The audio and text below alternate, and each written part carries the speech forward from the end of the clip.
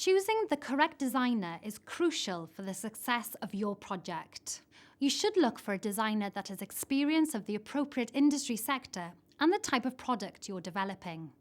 You should also look for someone who can provide advice on materials, ergonomics, industry regulations, and compliance issues, and give you a guide to manufacturing costs.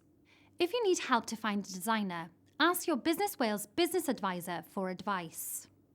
And remember, you must get an assignment of rights built into the contract with any designer. There's more information about this in the module on intellectual property. Once you've selected your designer, you're ready to proceed. At your first meeting together, agree the final design brief. There are quite a few things you need to consider. First, what are your prototype requirements? How many do you need, and when do you need them? How are you planning to manufacture? What tooling is required?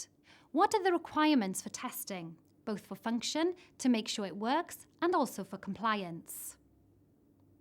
Do you need any marketing samples? And how is the product going to be packaged? It's important that you work closely with the designer at all stages and work through these areas.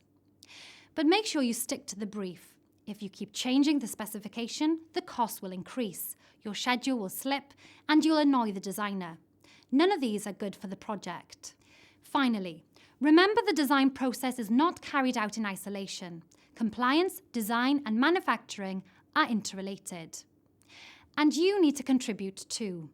After all, you want to make sure that the product is developed in a way that suits you.